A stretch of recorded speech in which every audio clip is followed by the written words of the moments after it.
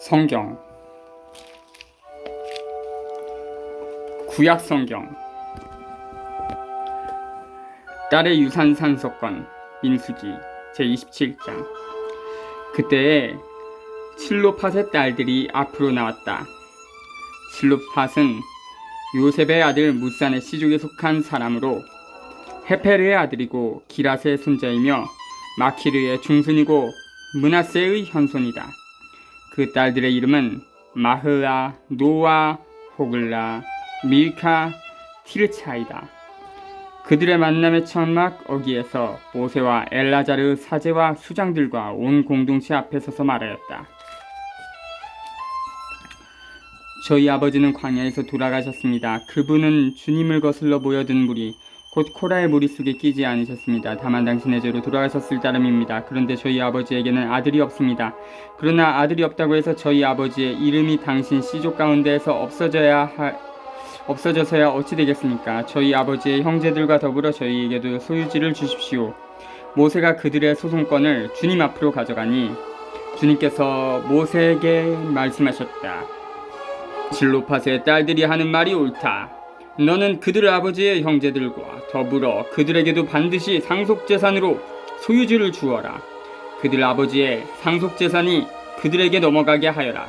그리고 나는 이스라엘 자손들에게 일러주어라. 누구든지 아들 없이 죽으면 그의 상속재산은 딸에게 넘어가게 하여라. 만일 딸이 없으면 그의 상속재산을 그의 형제들에게 주어라. 형제들도 없으면 그 상속재산을 그의 아버지 형제들에게 주어라. 그의 아버지에게 형제들이 없으면 그의 시족 가운데에서 그에게 가장 가까운 친족에게 주어 그것을 소유하게 하여라. 이는 주님이 모세에게 명령한 대로 이스라엘 자손들이 지켜야 할 법 규정이 되어야 한다.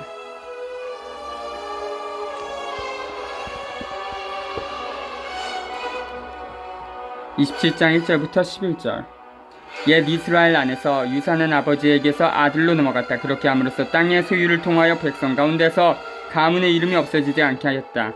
실로팟의 딸들이 유산을 받게 된 것은 상속과 관련된 관습의 새로운 요소를 들여옴을 가리킨다. 그것은 율법이 된다. 즉 여자들도 다른 친척들과 마찬가지로 아버지의 유산을 받을 권리를 가지게 된다. 여호수아가 모세의 후계자로 임명되다. 주님께서 모세에게 말씀하셨다. 너는 아비림 산으로 올라가 내가 이스라엘 자손들에게 준 땅을 바라보아라. 그 땅을 바라온 다음에는 너의 형 아론이 간 것처럼 너도 선조들 곁으로 가게 될 것이다. 이는 친 광야에서 공동체가 시비를 걸어올 때 그들이 보는 앞에서 물로 나의 거룩함을 드러내 보라는 내 분부를 너희가 거역하였기 때문이다.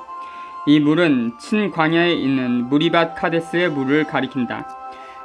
모세가 주님께 아뢰었다. 모든 육체에게 영을 주시는 주 하느님께서는 이 공동체 위에 한 사람을 세우시기 바랍니다. 그들 앞에 서서 나가고 그들 앞에 서서 들어오는 사람, 그들을 데리고 나가고 그들을 데리고 들어오는 사람입니다. 그리하여 주님의 공동체가 목사 없는 양떼처럼 되지 않게 하시길 바랍니다. 주님께서 모세에게 대답하셨다. 눈의 아들 여호수아를 데려오너라. 그는 영을 지닌 사람이다. 너는 그에게 네 손을 얹어라. 그리고 그를 엘아자르 사제와 온 공동체 앞에 서워 그들이 보는 앞에서 임명하여라. 너의 권위 가운데 일부를 그에게 주어 이스라엘 자손들의 온 공동체가 그에게 순종하게 하여라. 그러나 그는 엘아자르 사제 앞에 서야 한다. 그러면 엘아자르가 주님 앞에서 그에게 어떤 결정이 내려질지 우림으로 물어볼 것이다. 여호수아가 이스라엘의 모든 자손 곧 온 공동체는 그의 지시에 따라 나가고 그의 지시에 따라 들어와야 한다. 모세는 주님께서 명령하신 대로 하였다. 그는 여호수아를 데려다가 엘아자르 사제와 온 공동체 앞에 세웠다. 모세는 주님께서 자기를 통하여 이르신 대로 그에게 자기 손을 얹고 그를 임명하였다. 12절부터 23절 모세의 임무가 여호수아에게로 넘어가는 과정에서 우리는 하나님의 백성이 인간 지도자들을 필요로 하고 그 지도자들은 하나님의 뜻에 복종해야 함을 보게 된다. 여기에서 주님의 뜻은 우림을 써서 가부간에 내리는 결정으로서 표현된다. 우림은 아마 사제들의 호제무늬에 가지고 다니던 색깔이다. 그 크기가 다른 두 가지 물건을 가리킬 것이다.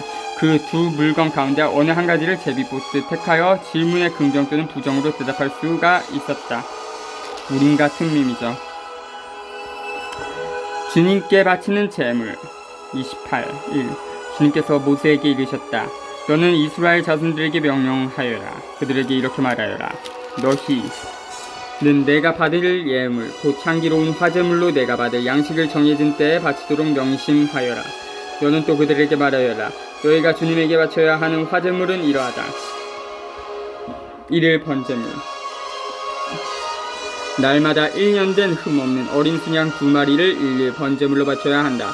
어린 수양 1마리는 아침에 바치고 다른 1마리는 저녁 어스름에 바쳐라. 또 찌어서 짠 기름 4분의 1 흰을 섞은 고운 곡식가루 10분의 1 에파를 곡식제물로 바친다. 이는 시나이산에서 제정된 1일 번제물로 주님을 위한 향기로운 화제물이다. 그리고 이와 함께 바치는 제주는 어린 수양 1마리마다 4분의 1 흰으로 한다. 너희는 성소에서 주님에게 독주를 제주로 부어 바치어야 한다. 두 번째 어린 수장을 저녁 어스름에 바칠 때에도 아침에 한 것처럼 곡식제물과 제주를 함께 바친다. 이는 주님을 위한 향기로운 화제물이다. 안식일에 바치는 제물.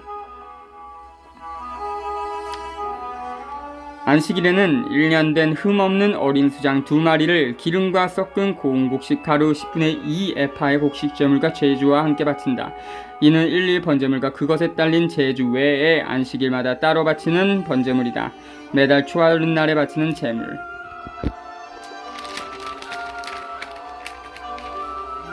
너희는 매달 초에 주님에게 번제물을 바쳐야 한다. 황소 2마리와 수샹 1마리, 1년 된 흠없는 어린 수샹 7마리를 바쳐야 한다.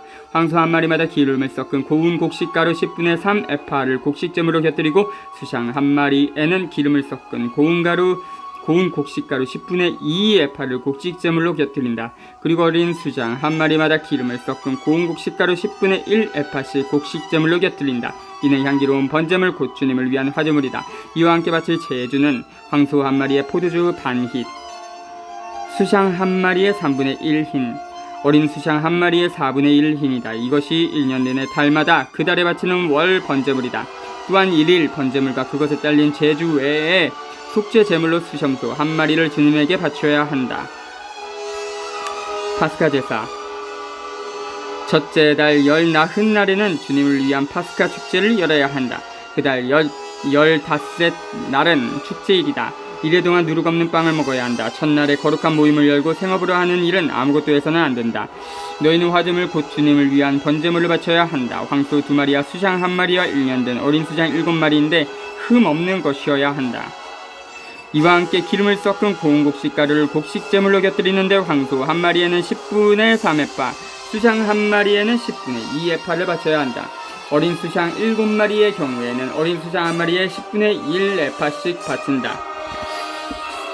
또 수염소 1마리를 속죄 제물로 바쳐 너희를 위하여 속죄 예식을 거행하여라. 너희는 1일 번제물에 속하는 아침 번제물과는 따로 이것들을 바쳐야 한다. 너희는 이렇게 1회 동안 날마다 주님에게 양식을 곧 향기로운 화제물을 바쳐야 한다. 1일 번제물과 그것에 딸린 제주 외에 이것을 바쳐야 한다. 1회째 되는 날에 너희는 다시 거룩한 모임을 열고 생업을 하는 일은 아무것도 해서는 안 된다. 주간절에 바치는 제물. 26. 곧 만물의 날, 곧 핵국식을 주님에게 제물로 바치는 주간절에 너희는 거룩한 모임을 열고 생업으로 하는 일은 아무것도 해서는 안 된다. 너희는 주님을 위한 향기로운 번제물로 황소 2마리와 수장 1마리와 1년 된 어린 수장 7마리를 바쳐야 한다. 이와 함께 기름을 섞은 고운 곡식 가루를 곡식 제물로 곁들이는데 황소 1마리에 10분의 3 에파, 수장 1마리에 10분의 2 에파이다. 어린 수장 7마리의 경우에는 어린 수장 1마리에 10분의 1 에파씩이다. 또 너희를 위한 속죄 예식을 거행할 수염소 1마리를 바쳐야 한다. 너희는 1일 번제물과 그것에 딸린 곡식제물과는 따로 이것들을 제주와 함께 바쳐야 한다. 그것들은 흠없는 것이어야 한다. 28장 1절부터 30장 1절. 이 본문은 귀양살이 이후에 사제들이 엿붙인 것으로서 성전의 희생제사를 규제하기 위한 것이다. 참조 레위 1장 7절, 23장 에제 45, 1부터 7, 23장 에제 45.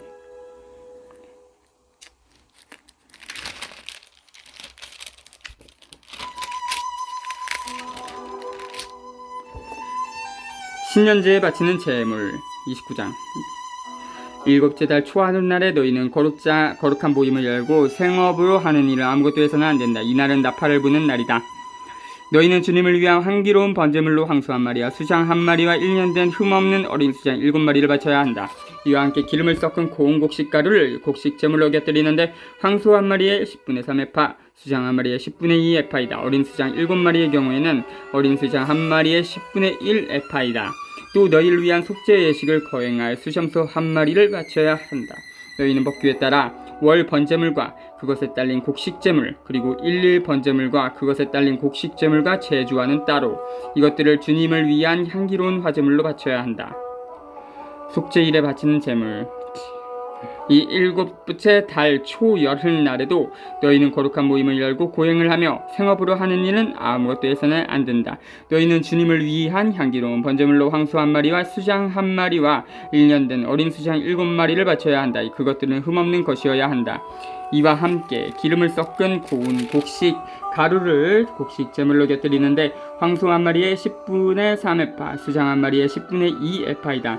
어린 수장 7마리의 경우에는 어린 수장 한 마리에 10분의 1 에파씩이다. 또 속죄 예식에 쓰는 속죄 제물과 일일 번제물, 그리고 그것에 딸린 곡식 제물과 제주와는 따로 수염소 한 마리를 속죄 제물로 바쳐야 한다. 초막절에 바치는 제물.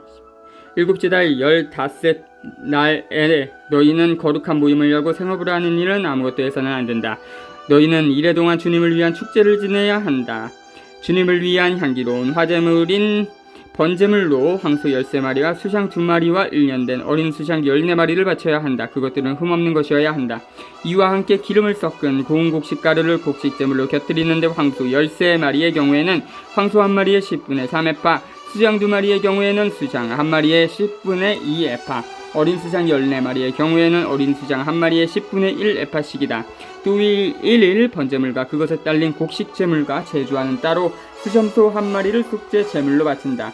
둘째 날에는 황소 12마리와 수장 2마리와 1년 된 흠없는 어린 수장 14마리를 바친다. 황소와 수장과 어린 수장에게 딸린 곡식제물과 제주는 짐승의 수대로 법규에 따라 바친다. 또 1일 번제물과 그것에 딸린 곡식제물과 제주와는 따로 수염소 한 마리를 속죄 제물로 바친다. 셋째 날에는 황소 11마리와 수장 2마리와 1년 된 흠없는 어린 수장 14마리를 바친다. 황소와 수장과 어린 수장에게 딸린 곡식제물과 제주는 짐승의 수대로 법규에 따라 바친다. 또 1일 번제물과 그것에 딸린 곡식제물과 제주와는 따로 수염소 한 마리를 속죄 제물로 바친다. 넷째 날에는 황소 10마리와 수장 2마리와 1년 된 흠없는 어린 수장 14마리를 바친다. 황소와 수장과 어린 수장에게 딸린 곡식제물과 제주는 짐승의 수대로 법규에 따라 바친다. 또 1일 번제물과 그것에 딸린 곡식제물과 제주와는 따로 수염소 한 마리를 속죄제물로 바친다. 다섯째 날에는 황소 9마리와 수장 2마리와 1년 된 흠없는 어린 수장 14마리를 바친다. 황소와 수장과 어린 수장에게 딸린 곡식제물과 제주는 짐승의 수대로 법규에 따라 바친다. 또 1일 번제물과 그것에 딸린 곡식제물과 제주와는 따로 수염소 한 마리를 속죄 제물로 바친다. 여섯째 날에는 황소 8마리와 수장 2마리와 1년 된 흠없는 어린 수장 14마리를 바친다.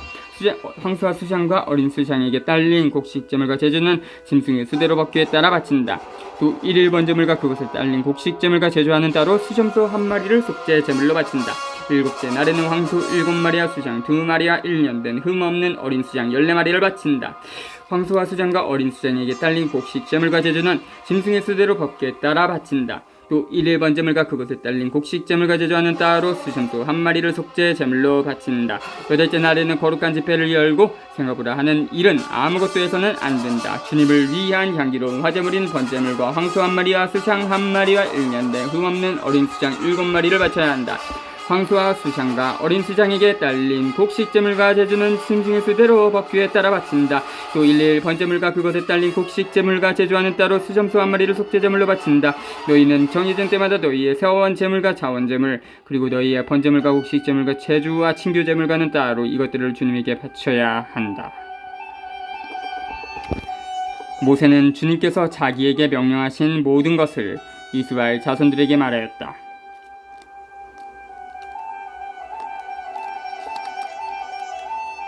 30장 2절부터 17절. 서원과 약속은 율법에서 정한 것 외에 어떤 일을 하겠다는 자발적인 서약이다. 남자에게 해당하는 율법 3절과 여자에게 해당하는 율법 4에서 16 사이의 차이에 유념하라. 가부바장적인 사회에서 여자는 늘 아버지나 남편에게 매여 있다. 여자의 맹세. 모세는 이스라엘 자손 지파의 우두머리들에게 말하였다. 이것은 주님께서 명령하신 것이다. 남자가 주님께 서원을 하거나 맹세를 하여 스스로 서약을 할 경우 자기 말을 어겨서는 안 된다. 지 입에서 나온 것을 다 그대로 실행해야 한다. 여자가 자기 아버지 집에 살면서 어린 나이로 주님께 서원을 하거나 서약을 할 경우 그의 아버지가 딸의 서원이나 딸이 스스로 한 서약을 듣고 딸에게 아무 말도 하지 않으면 그의 모든 서원은 그대로 성립되고 그가 스스로 한 모든 서약도 그대로 성립된다. 그러나 그의 아버지가 그것을 듣는 날로 반대하면 그의 모든 서원과 스스로 한 서약은 성립되지 않는다. 아버지가 딸에게 반대하였기 때문에 주님께서도 그 딸을 용서해 주신다. 서원에 매여 있거나 또는 생각 없이 입을 놀려 스스로 서약한 채 시집을 갈 경우 남편이 그것을 듣고 들은 그날로 아내에게 아무 말도 하지 않으면 그의 서원은 그대로 성립되고 그가 스스로 한 서약도 그대로 성립된다. 그러나 남편이 그것을 들은 그날로 반대하면 아내가 매여 있는 서원과 아내가 생각 없이 입을 놀려 스스로 서약한 바를 남편이 취소시키는 것이 된다. 그러면 주님께서도 그 여자를 용서해 주신다. 과부나 소박맞은 여자의 서원은 그가 스스로 무슨 서약을 하였든 그대로 성립된다. 그러나 남편 집에 살면서 서원하거나 맹세로서 스스로 서약할 경우 남편이 그것을 듣고 아내에게 아무 말도 하지 않고 반대하지 않으면 그의 모든 서원은 그대로 성립되고 스스로 한 모든 서약도 그대로 성립된다.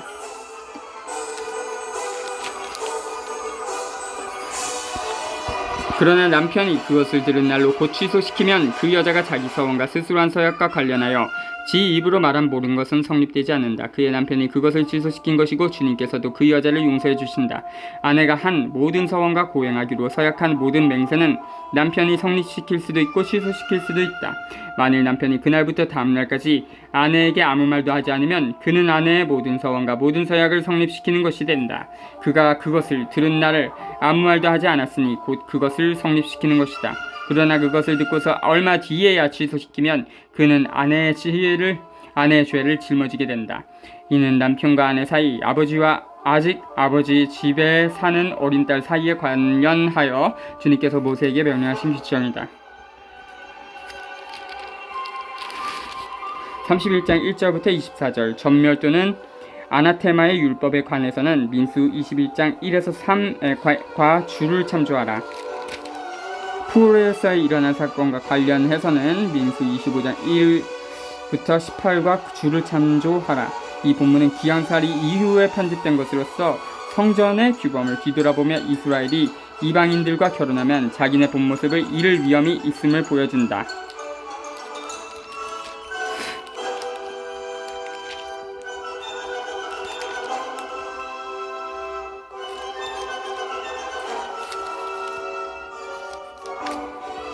미디안과 전쟁을 하다. 31장 1. 주님께서 모세에게 이르셨다. 너는 미디안인들에게 이스라엘 자손들의 원수를 갚아라. 그런 다음에 너는 선조들 곁으로 가게 될 것이다. 그래서 모세가 백성에게 일렀다. 너희 가운데에서 전쟁에 나갈 사람들은 무장하여라. 미디안으로 쳐들어가 미디안에게 주님의 원수를 갚아야 한다. 이스라엘의 모든 지파는 지파마다 1000명씩 전쟁에 내보내야 한다. 그리하여 이스라엘의 부족들에게 각 지파마다 1000명씩 헤아리니 전쟁에 나가려고 무장한 사람이 12,000명이 되었다. 이렇게 모세는 각 지파에서 1000명씩 전쟁에 내보냈다. 그들과 함께 엘아자르 사제의 아들 피느하스에게도 평소의 기물들과 신우용 나팔을 손에 들려 전쟁에 내보냈다. 그들은 주님께서 모세에게 명령하신 대로 미디안과 전쟁하여 남자들을 모두 죽였다. 그들은 이렇게 살해된 자들에다 미디안의 임금들까지 죽였다. 곧 에위, 레켐, 추르, 후르, 레바 등 미디안의 5임금, 그리고 부오르의 아들 발라암을 칼로 죽였다. 이스라엘 자손들은 미디안의 여자들과 아이들을 사로잡아고 그들의 짐승과 가축과 재산을 모조리 빼앗았다. 그리고 그들이 살던 성읍들과 고을들을 모두 불태워버리고 사람과 짐승은 모두 노획물과 전리품으로 삼았다. 그들은 포로와 전리품과 노획물을 예리코 앞에 요르단 건너편 모압 벌판에 자리 잡은 진영으로 모세와 엘아자르 사제와 이스라엘 자손들의 공동체에게 끌고 왔다. 모세와 엘아자르 사제와 공동체의 수장들이 모두 그들을 맞으러 진영 밖으로 나갔다. 그런데 모세가 전쟁에서 돌아오는 군대 지휘관들 곧 천인대장들과 백인대장들에게 화를 내었다. 그들에게 모세가 말하였다. 너희가 여자들을 모두 살려두라. 푸르에서 그 일이 일어났을 때 발라암의 말에 따라 이스라엘 자손들에게 주님을 배신하게 하여 주님의 공동체에게 재앙이 내리게 한 것이 바로 이 여자들이다.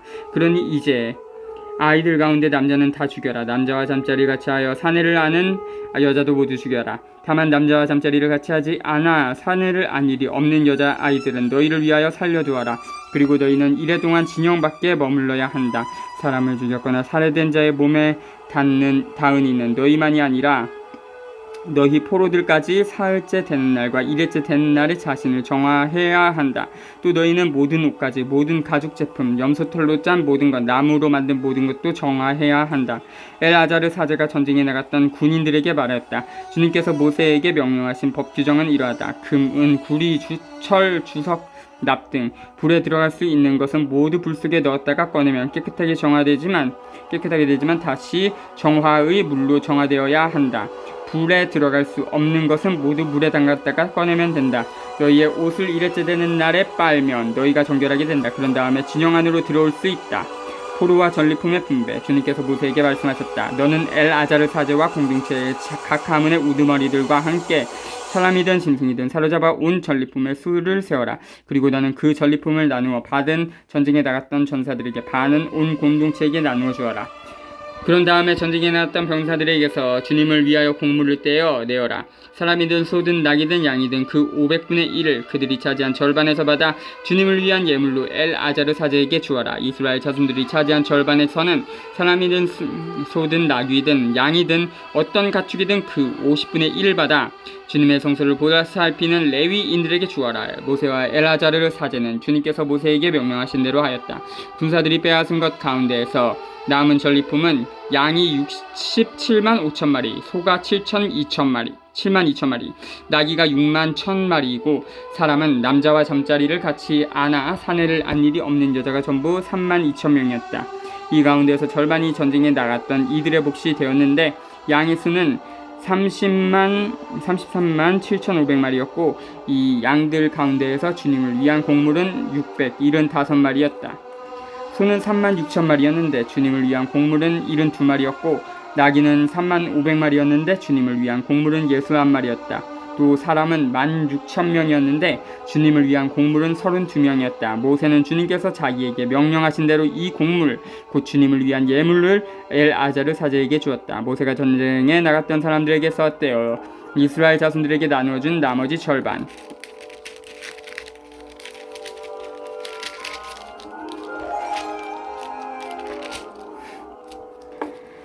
곧 공동체가 받은 나머지 절반은 양이 33만 7,500마리, 소가 3만 6천 마리, 나귀가 3만 500마리, 사람이 16,000명이었다. 모세는 주님께서 자기에게 명령하신 대로 이스라엘 자손들이 차지한 그 절반에서 곧 사람이든 짐승이든 그 50분의 1을 받아 주님의 성소를 보살피는 레위인들에게 주었다. 지휘관들의 봉헌물.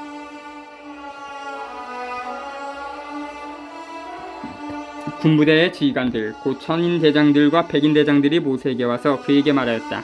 당신이 이 종들이 저희 수아에 있는 병사들의 수를 세어보았는데 우리 쪽에서는 한 사람도 실종되지 않았습니다. 그래서 저희가 주님 앞에서 속죄하려고 저마다 자기가 얻은 금패물 곧 팔고리, 팔찌, 인장가락지, 귀걸이, 구슬장식을 주님께 예물로 가져왔습니다. 모세와 엘아자르 사제는 그들에게서 금으로 된 그 모든 세경품을 받았다. 이렇게 천인대장들과 백인대장들에게서 받아 주님께 예물로 바친 금은 모두 16,750세켈이었다. 그 밖에 군인들은 저마다 자기의 노획물을 가지고 있었다. 모세와 엘아자르 사제는 천인대장들과 백인대장들에게서 금을 받아 주님 앞에 바칠 이스라엘 자손들의 기념 제물로서 만남의 천막 안으로 가져갔다. 25절부터 54절 이 본문은 얻은 재산을 나눌 것을 강조하고 있다. 주님께 바쳐야 할 부분은 당신이 백성의 영두자이며 재산과 생명을 주는 분이심을 계속 상기시킨다. 요르단강 동쪽 지역을 나누다. 32장 1 루벤의 자손들과 가드의 자손들에게는 매우 큰 가축대가 있었다. 그들이 야제르 땅과 기라 땅을 바라보니 목축에 알맞은 곳이었다. 그래서 가드의 자손들과 루벤의 자손들이 와서 모세와 엘아자르 사제와 공동체의 수장들에게 말하였다.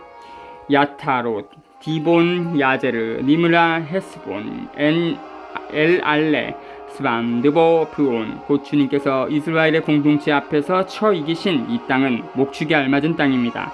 그런데 당신의 이 종들에게는 가축대가 있습니다. 그들은 계속 말했다. 저희가 당신의 눈에 든다면 이 땅을 당신의 종들에게 소유로 주시어 저희가 요르단을 건너지 않게 해주십시오. 모세가 가드의 자손들과 르우벤의 자손들에게 말하였다. 너희 형제들은 싸우러 가는데 너희만 여기에 머물러 살겠다는 말이냐? 너희는 어찌하여 이스라엘 자손들의 용기를 꺾어 주님께서 그들에게 주신 땅으로 건너가지 못하게 하려고 하느냐? 저 땅을 살펴보라고 내가 너희 아버지들을 가데스 바르네아에서 보냈을 때 그들도 이처럼 하였다. 그들은 에스콜 골짜기까지 올라가서 저 땅을 살펴보고 와서는 이스라엘 자손들의 용기를 꺾어 주님께서 그들에게 주신 땅으로 들어가지 못하게 하였다. 그러자 그날 주님께서 진노하시어 이렇게 맹세하셨다. 이집트에서 올라온 남자들 가운데 20살 이상 된 자는 내가 아브라함과 이삭과 야곱에게 주기로 한 맹세한 땅을 결코 보지 못할 것이다. 그들이 나를 온전히 따르지 않았기 때문이다. 다만 크나짓 사람 여푼네의 아들 칼렙과 눈의 아들 여호수아는 주님을 온전히 따랐으므로 예외다. 주님께서는 이렇게 이스라엘에게 진노하시어 주님의 눈에 거슬리는 악한 짓을 한 그 세대가 모두 없어질 때까지 광야에서 40년 동안 떠돌아 다니게 하셨다. 그런데 이제 죄인들의 족속인 너희가 너희 아버지들 대신 일어나 이스라엘에 대한 주님의 분노를 더 타오르게 하려는구나. 너희가 주님을 따르지 않고 돌아선다면 그분께서는 이 백성을 다시 광야에 내버려 두실 것이다. 그러면 너희가 이 온 백성을 망하게 하는 것이다. 그러자 그들이 모세에게 다가 말하였다. 그러면 여기에다 먼저 저희 가축대를 위한 양 우리들과 저희 어린 것들을 위한 성읍들을 세우겠습니다. 그런 다음에 저희는 이스라엘 자손들을 그곳이 살 것으로 데려갈 때까지 그 무장을 갖추고 그들 앞에 선발대로 서겠습니다. 그동안에 저희의 어린 것들은 이 땅의 주민들을 피하여 요새 성읍들 안에서 머무를 수 있을 것입니다. 이스라엘 자손들이 저마다 자기 상속 재산을 받을 때까지 저희는 집으로 돌아오지 않겠습니다. 저희가 요르단 이편 동쪽에서 상속 재산을 차지하게 되었으니 요르단 건너 저편에서는 그들과 함께 재산을 받지 않겠습니다. 모세가 그들에게 대답하였다. 너희가 그 말대로 한다면 너희가 주님 앞에서 싸우려고 무장을 하고 주님께서 당신의 원수들을 당신 앞에서 쫓아내실 때까지 무장을 한 너희가 모두 주님 앞에서 요르단을 건너가 머무른다면 그러고 나서 그 땅이 주님 앞에서 점령되면 너희가 돌아올 수 있다. 그러면 너희는 주님과 이스라엘에 대한 의무에서 벗어나고 이 땅은 주님 앞에서 너희 소유가 될 것이다. 그러나 너희가 이렇게 하지 않으면 너희는 주님께 죄를 짓는 것이다. 그러면 너희가 이 죄에서 벗어나지 못한다는 사실을 알아두어라. 너희 어린 것들은 위한 성읍들과 양들을 위한 우리들을 세워라. 그러고 너희 입으로 한 말을 지켜라. 그러자 가드의 자손들과 르우벤의 자손들이 모세에게 말하였다. 당신의 이 종들은 나리께서 명령하신 대로 할 것입니다. 저희의 어린 것들과 여자들과 가축과 모든 짐승은 여기 기랏의 성읍들에 남아있게 하겠습니다. 그러나 당신의 이 종들은 나리께서 이르신 대로 주님 앞에서 싸우려고 모두 전쟁 무기를 갖추고 건너가겠습니다. 그러자 모세는 이들과 관련하여 엘아자르 사지와 눈의 아들 여호수아와 이스라엘 자손 각 지파의 집안 수장들에게 명령하였다. 모세는 그들에게 말하였다. 가드의 자손들과 르우벤의 자손들이 주님 앞에서 싸우려고 모두 무장을 하여 요르단을 건너가고 그 땅이 너희 앞에서 점령되면 기랏 땅을 그들 소유로 주어라. 그러나 그들이 무장을 하고 너희와 함께 건너나가지 않으면 너희와 함께 가나안 땅에서 소유지를 차지하게 하여라. 가드의 자손들과 르우벤의 자손들이 대답하였다. 주님께서 당신의 이 종들에게 이르신 것을 그대로 하겠습니다. 저희는 주님 앞에서 무장을 하고 가나안 땅으로 건너가겠습니다. 저희 상속재산이 될 소유지가 요르단 이쪽에 있게만 해주십시오. 모세는 가드의 자손들과 르우벤의 자손들과 요셉의 아들 무산의 반쪽 지파에게 아모리 임금 시온의 왕국과 비산 임금 옥의 왕국 곧 그 땅과 그 안 사방에 흩어져 있는 성읍들과 그 주변 영토를 주었다.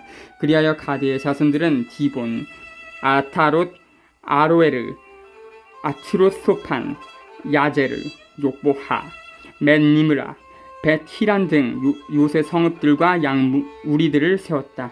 르우벤의 자손들은 헤스본, 에날레, 키르야타임, 나중에 이름이 바뀐 드보와 바알몬, 그리고 시브마를 세웠다. 그들은 자기들이 지은 성읍들에 이름을 붙였다. 무사네의 아들 마키르의 자손들이 기랏으로 가서 그곳을 점령하고 그곳에 있는 아모리인들을 쫓아냈다. 그리하여 모세는 기랏을 므낫세의 아들 마키르에게 주어 그곳에 살게 하였다. 므낫세의 아들 야이르도 가서 그들의 부락들을 점령하여 그곳을 야이르의 부락들이라 하였다. 노바도 가서 크낙과 거기에 딸린 마을들을 점령하고 자기 이름을 따서 그곳을 노바라 하였다. 32장 1절부터 42절. 이스라엘 사람들이 트란스요르단에서 땅을 점령한 것은 역사적으로 복잡한 사건이다. 이 본문은 여러 집단 사이에 연대를 강조하고자 한다. 자기 주변에서 그리고 온 나라와 온 세계에서 수많은 사람들이 살 집도 없고 인간 존엄성을 지킬 수 없는 지경에 처해 있을 때에는 그 누구도 편안하게 지낼 권리가 없다.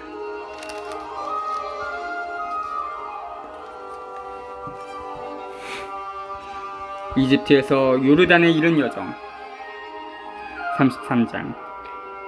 이스라엘 자손들이 부대로 편성되어 모세와 아론의 지휘 아래 이집트 땅에서 나와 행군한 여정은 이러하다. 모세는 주님의 분부에 따라 그들이 머무르다 떠난 출발지들을 기록하였다. 출발지에 따라 본 그들의 여정은 이러하다. 그들은 첫째 달, 곧 첫째 달 15날에 라메세스를 떠났다. 파스카 축제 다음 날에 이스라엘 자손들은 온 이집트인들이 보는 앞에서 당당하게 나왔다. 그때에 이집트인들은 주님께서 쳐 죽이신 모든 마다들의 장사를 지내고 있었다. 주님께서는 그들의 신들에게도 심판을 내리셨다. 이스라엘 자손들은 라메세스를 떠나 수콧에 진을 쳤다. 수콧을 떠나서는 광야 언저리에 있는 에탐에 진을 쳤고 에탐을 떠나서는 바알 치폰나 피하히롯으로 들어가 믹돌 앞에 진을 쳤다. 피하히롯을 떠나서는 바다 가운데를 지나서 광야로 나가 에탐 광야에서 사흘길을 걸어가 마라에 진을 쳤다. 그러고는 마라를 떠나 엘림으로 갔다. 엘림에는 샘이 12개 있고 야자나무가 70그루가 있었는데 그들은 그곳에 진을 쳤다. 엘림을 떠나서는 갈대바다 가에 진을 쳤다. 갈대바다를 떠나서는 신광야에 진을 쳤고 신광야를 떠나서는 독하에 진을 쳤다. 그리고 독하를 떠나서는 알루스에 진을 쳤다. 알루스를 떠나서는 리피딤에 진을 쳤는데 그곳에는 백성이 마실 물이 없었다. 르피딤을 떠나서는 시나이 광야에 진을 쳤다. 시나이 광야를 떠나서는 키브로타아와에 진을 쳤고 키브로타아와를 떠나서는 하체롯에 진을 쳤다. 하체롯을 떠나서는 리트마에 진을 쳤다. 리트마를 떠나서는 림몬 페레츠에 진을 쳤고 림몬 페레츠를 떠나서는 리브나에 진을 쳤다. 그리고 리브나를 떠나서는 리사에 진을 쳤다. 리사를 떠나서는 크엘라타에 진을 쳤고 크엘라타를 떠나서는 세페르 산에 진을 쳤다. 또 세페르 산을 떠나서는 하라다에 진을 쳤고 하라다를 떠나서는 마켈롯에 진을 쳤다. 마켈롯을 떠나서는 타핫에 진을 쳤다. 타핫을 떠나서는 테라에 진을 쳤다. 테라를 떠나서는 미카에 진을 쳤다. 그리고 미카를 떠나서는 하스모나에 진을 쳤다. 하스모나를 떠나서는 모세롯에 진을 쳤고 모세롯을 떠나서는 브네 야아칸에 진을 쳤다. 브네 야아칸을 떠나서는 호르깃갓에 진을 쳤다. 호르깃갓을 떠나서는 욤바타에 진을 쳤고 욤바타를 떠나서는 아브로나에 진을 쳤다.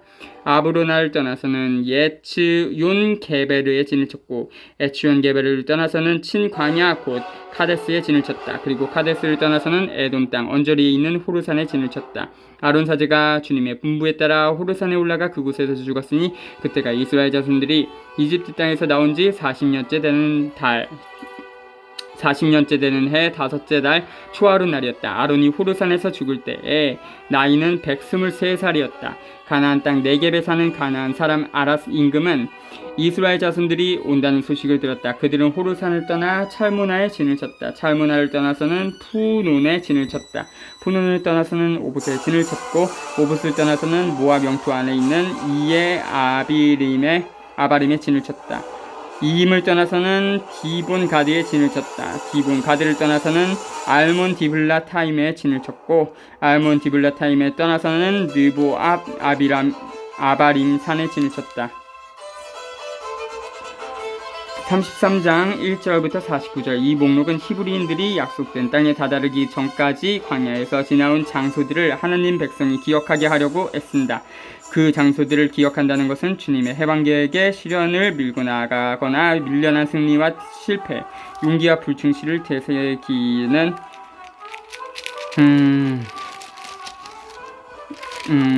것을 뜻한다. 그 장소들을 떠올리면 과거 잘못을 고치도록 도와주고 지나온 길의 마지막 단계에서 용기를 북돋아 준다.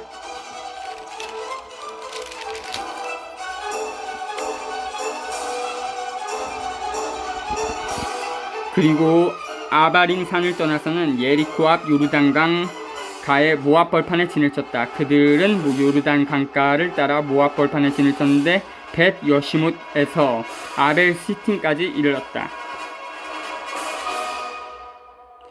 가나안 땅을 정복하라고 지시하시다. 주님께서 예리코 앞 요르단 강 가에 모압 벌판에서 모세에게 이르셨다. 너는 이스라엘 자손들에게 일러라. 그들에게 이렇게 말하여라. 너희가 요르단을 건너 가나안 땅으로 들어가면 그 땅의 모든 주민들을 너희 앞에서 모조리 쫓아내고 돌에 새긴 그들의 우상들과 주주 신상들을 없애고 그들의 산당들도 모조리 헐어버려야 한다. 너희는 그 땅을 차지하고 거기에서 살아라. 내가 너희에게 그 땅을 차지하라고 주었다. 너희는 시족별로 제비를 뽑아 제산을 받아라. 큰 시족에게는 상속제산을 많이 주고 작은 시족에게는 상속제산을 적게 주어라. 제비를 뽑아 나오는 대로 저마다 제 것으로 삼아라. 조상대대로 내려온 지파에 따라 제산을 받아라.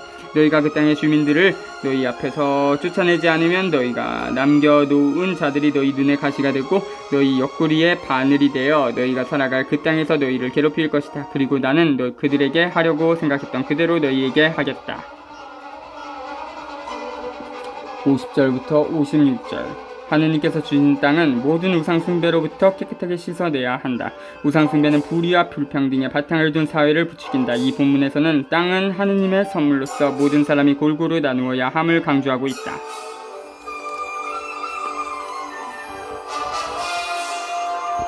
가나안 땅의 경계 34장 1. 주님께서 모세에게 이르셨다. 너는 이스라엘 자손들에게 명령하여라. 그들에게 이렇게 말하여라. 너희가 가나안 땅에 들어가면 그것이 너희에게 상속재산으로 돌아갈 땅이 된다. 그 다음과 같이 경계가 정해진 가나안 땅이다. 남쪽은 친광야에서부터 에돔 땅을 따라간다. 그러므로 너희의 남쪽 경계는 소금바다 동쪽 끝에서 시작된다. 너희의 이 경계는 아크라빔 오르막 남쪽을 돌아 친광야를 지나서 그 끝이 카데스 바르네아 남쪽에 이른다. 거기에서 하차르 아따르로 나가 아추몬을 지난다. 그 경계는 다시 아추몬에서 이집트 바르네 쪽으로 돌아 그 끝이 바다에 이른다. 서쪽 경계는 큰 바다와 그 해변이다. 이것이 너희의 서쪽 경계다. 너희의 북쪽 경계는 이러하다. 큰 바다에서 호르산까지 선을 그어라.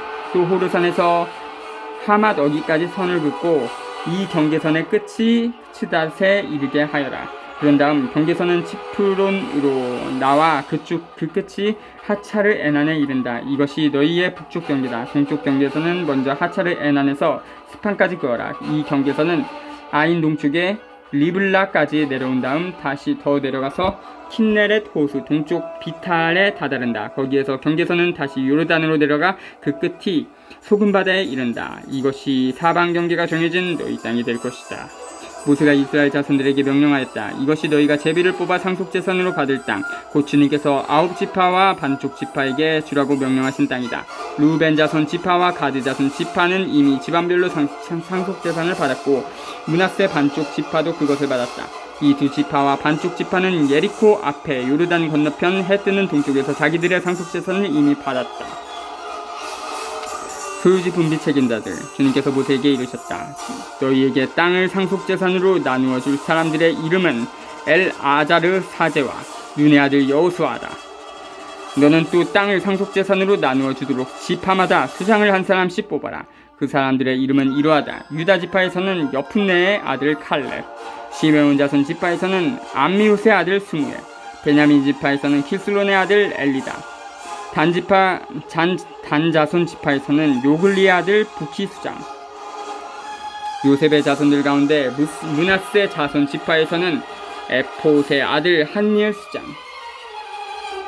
에프라임 자손 지파에서는 십탄의 아들 크무엘 수장, 그리고 지불룬 자손 지파에서는 파르나게 아들 엘리차판 수장, 이사카르 자손 지파에서는 아짠의 아들 팔리티엘 수장, 아세르 자손 지파에서는 슬루미의 아들 아히훗 수장, 납탈리 자손 지파에서는 암미훗의 아들 후다엘 수장이다.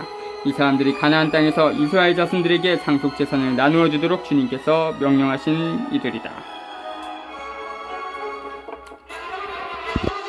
34장 1절부터 15절. 약속된 땅의 지리적 경계는 여기에서 지파들의 이상적인 정치 체제와 이어져 있는 것 같다. 여기에서 나오는 국경은 솔로몬 제국의 절정기의 국경과 같지 않은 것으로서 솔로몬 시대의 특징인 확장 정책과 불평등을 비판하고 있다.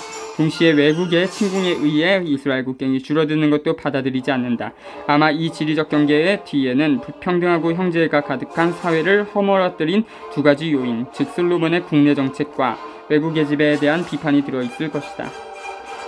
16절부터 29절 분배 조정에서 지파들의 우두머리들이 취한 선택은 선택과 관계된 모든 집단이 참여하여 제멋대로 강제적인 결정을 내리지 못하도록 할 필요가 있음을 가리킨다. 그렇게 함으로써 땅을 나눌 때 불의를 피하려고 노력한다.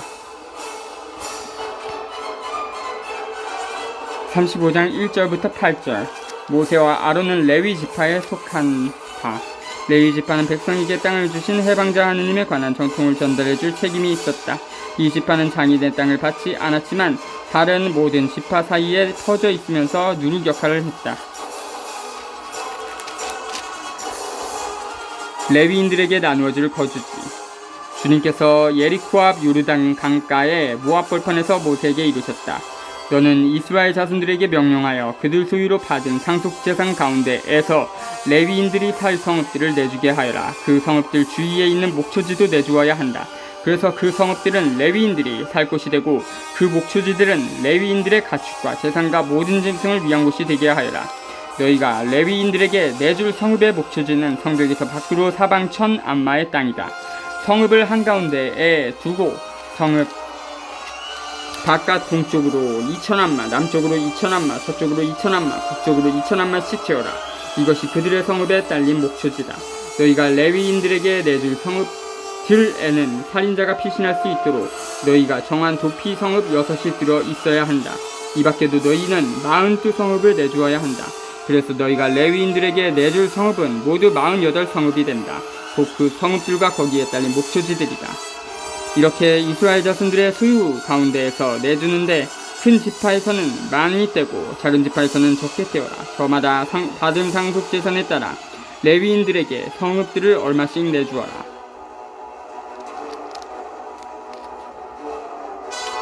도피 성읍. 주님께서 모세에게 이르셨다. 너는 이스라엘 자손들에게 일러라. 그들에게 이렇게 말하여라. 너희가 요르단을 건너 가나안 땅에 들어가거든 몇몇 성읍을 선정하여 도피 성읍으로 삼아 실수로 사람을 쳐 죽인 살인자가 그곳으로 피신할 수 있게 하여라. 너희는 이 성읍들을 보복자를 피하는 도피처로 삼아 살인자가 재판받으려고 공동체 앞에 서기 전에 죽는 일이 없게 해야 한다. 너희는 이렇게 6성읍을 정하여 도피 성읍으로 삼아라. 세 성읍은 요르단 건너편에 정하고 세 성읍은 가나안 땅에 정하여 도피 성읍이 되게 하여라. 이 6성읍은 이스라엘 자손들 뿐만 아니라 이방인이나 그들 가운데 머무르는 거류민에게도 도피처가 되어 실수로 사람을 쳐 죽인 자는 모두 그곳으로 피신할 수 있게 하여라. 그러나 누가 새 연장으로 남을 쳐서 죽게 하였으면 그는 살인자다. 살인자는 사형을 받아야 한다. 누가 사람을 죽일 만한 돌을 손에 쥐고 남을 쳐서 죽게 하였으면 그는 살인자다. 살인자는 사형을 받아야 한다. 또는 누가 사람을 죽일 만한 나무 연장을 손에 쥐고 남을 쳐서 죽게 하였으면 그는 살인자다. 살인자는 사형을 받아야 한다. 피해 보복자가 바로 그런 살인자를 죽여야 하는 사람이다. 그는 살인자를 만나는 대로 죽인다. 미워하여 밀치거나 악의를 품고 무엇을 던져 남을 죽게 하였으면 또는 저기를 품고 손으로 쳐서 남을 죽게 하였으면 그는 그 가해자는 사형을 받아야 한다. 그는 살인자다. 피해 보복자는 그 살인자를 만나는 대로 죽인다. 그러나 어쩌다가 적이 없이 남을 밀치거나 악의 없이 아무 연장이나 던졌으면 또는 미처 보지 못하고 사람을 죽일 만한 돌을 떨어뜨려 남을 죽게 하였으면 서로 원수도 아니고 해칠 뜻도 없었으므로 공동체는 이 법규들에 따라 그 가해자와 피해 보복자 사이를 판가름해 주어야 한다. 공동체는 그 살인자를 피해 보복자의 손에서 구하여 그가 피신해 있던 도피 성읍으로 돌려보낸다. 그는 거룩한 기름을 부어 세운 대사제가 죽을 때까지 거기에서 살아야 한다. 그러나 만일 살인자가 피신해 있던 도피 성읍의 경계 밖으로 나가면 피해 보복자가 도피 성읍의 경계 밖에서 그 살인자를 발견하고 그를 살해하여도 피해 보복자에게는 살인죄가 성립되지 않는다. 살인자는 대사자가 죽을 때까지 반드시 도피 성읍에서 살아야 한다. 대사자가 죽은 다음에야 자기의 소유지로 돌아갈 수 있다. 이것은 너희가 어디에서 살든지 내대로 지켜야 할 법 규정이다. 누구든지 사람을 죽였을 경우에는 증인들의 말에 따라 그 살인자를 처형해야 한다. 그러나 증인 한 사람의 증언만으로는 사형에 처하지 못한다. 너희는 죽을 죄를 지은 그런 살인자의 목숨에 대한 대가로 배상금을 받아서는 안 된다. 그는 사형을 받아야 한다. 너희는 살인자가 도피성읍으로 피신하였다가 사제가 죽으면 고향에 돌아와 살게 해주는 대가로 배상금을 받아서는 안 된다.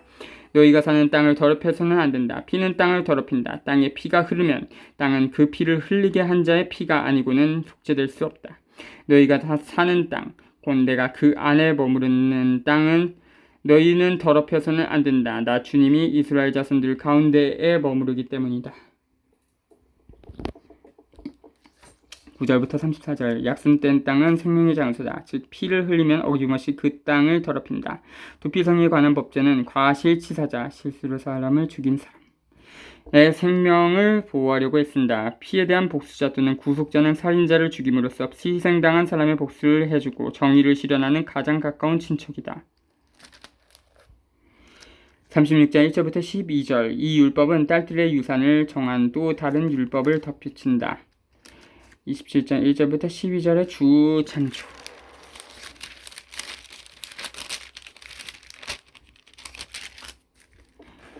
여자의 상속인의 혼인. 36장 1.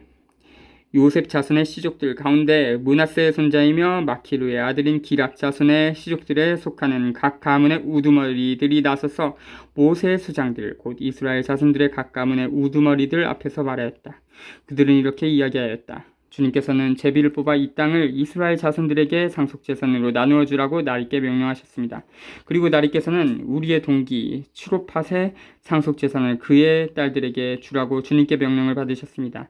그런데 그들이 이스라엘 자손들 가운데 다른 지파 사람들에게 시집가게 되면 그들의 상속재산은 우리 조상들의 상속재산에서 떨어져 나가 그것이 시집간 지파의 상속재산에 보태질 것입니다.